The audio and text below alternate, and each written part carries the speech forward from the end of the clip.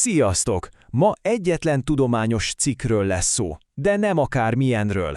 Egy olyanról, ami gyakorlatilag teljesen újraírta a mesterséges intelligencia játékszabályait.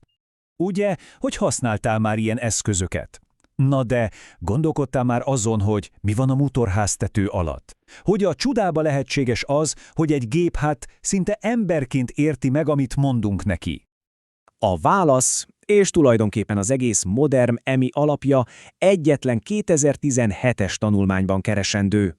Egyetlen cikkben, ami tényleg mindent megváltoztatott. Ez az a bizonyos cikk, a Google kutatóinak korszakalkotó munkája. Most pedig együtt fogjuk megfejteni a benne rejlő zseniális ötletet. De mielőtt rátérnénk a forradalomra, nézzük meg, mi volt egyáltalán a probléma. 2017 előtt ugyanis a mesterséges intelligencia nyelv feldolgozása egy nagyon komoly korláttal küzdött. A korábbi csúcs technológiát az úgynevezett RNN-nek jelentették. Képzeljük el őket úgy, mint egy diákot, aki egy hosszú mondatot balról jobbra szavanként próbál megérteni, de soha nem nézhet vissza az elejére.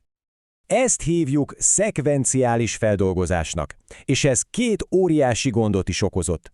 Először is iszonyatosan lassú volt, mert minden egyes szónak meg kellett várnia az előzőt.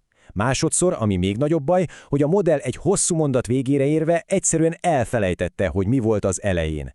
A kontextus szép lassan elpárolgott. És hát ez a kép mindent elmond. Bal oldalon ott a teknős, a régi módszer, szépen lassan, lépésről lépésre halad. Minél hosszabb a mondat, annál lassabb. Jobb oldalon pedig a rakéta, a transformer.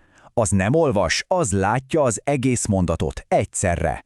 Ez a párhuzamosság a kulcs. A modern csipek pont erre lettek kitalálva, szóval a mondat hossza szinte már nem is számít. Értitek, ez nem csak egy gyorsabb autó, ez egy teljesen új kategória.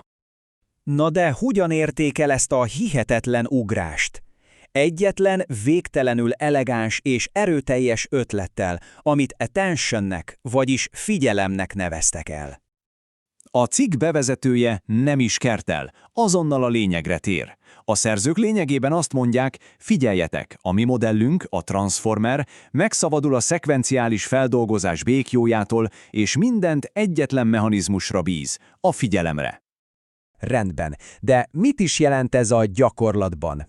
Mi az az önfigyelem, vagyis self-attention, ami a Transformer motorját adja? Nézzük ezt az egyszerű mondatot. Nekünk, embereknek teljesen egyértelmű, hogy az szó a labdára utal, igaz? De egy gépnek, ami csak sorban olvassa a szavakat, ez egy általában nem ennyire nyilvánvaló. Nos, az önfigyelem pont erre a problémára ad megoldást. Ahelyett, hogy csak sorban olvasna, a modell minden egyes szónál megvizsgálja annak a kapcsolatát a mondat összes többi szavával. Így jön rá, hogy a nehéz tulajdonság sokkal, de sokkal erősebben kapcsolódik a labdához, mint a robothoz. Az egész kontextust látja, egyetlen pillanat alatt. Most, hogy értjük a központi ötletet, itt az ideje, hogy benézzünk a motorháttető alá. Hogyan is épül fel ez a transformer? A cikk szerint az architektúra lényegében két fő részből áll. Van egy kódoló, aminek a feladata, hogy elolvassa és megértse a bemeneti szöveget, mondjuk egy angol mondatot. És van egy dekódoló, ami ebből legenerálja a kimenetet, például a német fordítást. Mindkettőnek a szíve-lelke pedig a már ismert figyelmi mechanizmus. És itt jön egy újabb brilliáns csavar. A modell nem csak egyféleképpen figyel, hanem egyszerre több szempontból is. A többfejű figyelmet a legjobban úgy lehet elképzelni, mint egy szakértői csapatot. A cikkben 8 párhuzamos figyelmi fejet használtak. Mindegyik fej más-más típusú kapcsolatokat keres a mondaton belül.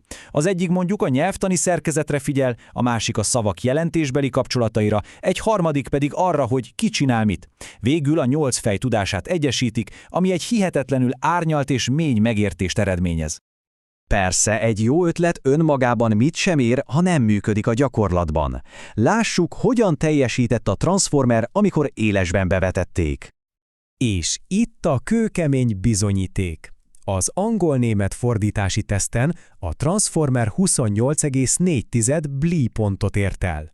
Ez a BLI pontszám azt méri, hogy egy gépi fordítás mennyire áll közel egy profi, emberi fordító munkájához. Minél magasabb, annál jobb.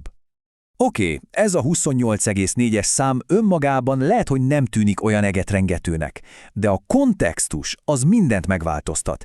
Ez több mint 2 teljes ponttal jobb volt, mint bármi, ami addig létezett. Még a több modellből összerakott, felturbózott szupermodelleknél is jobb volt. A gépi fordítás világában ez nem egy szimpla fejlődés volt, ez egy földrengés. És talán a legdöbbenetesebb az egészben a sebesség. Még a korábbi modellek tanítása hetekig is eltarthatott, a Transformer ezt az új rekordot mindössze 3,5 nap alatt hozta össze 8 darab GPU-kon. Tehát nem csak jobb volt, hanem nagyságrendekkel hatékonyabb is. És ezzel el is jutottunk a lényeghez. Ez a 2017-es publikáció nem csak egy újabb lépés volt a fejlődésben. Ez volt az az alap, amire az egész ma ismert mesterséges intelligencia épül.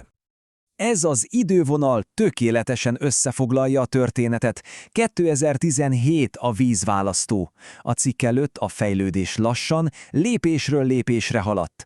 Utána viszont valami elképesztő, exponenciális növekedés indult be. Lényegében minden modern nagynyelvi modell, a GPT-től a BERT-ig a Transformer leszármazottja. Szóval ezért fontos ezt megérteni. Amikor a ChatGPT-vel beszélgetsz vagy egy fordítóprogramot használsz, valójában a Transformer architektúra erejét tapasztalod meg.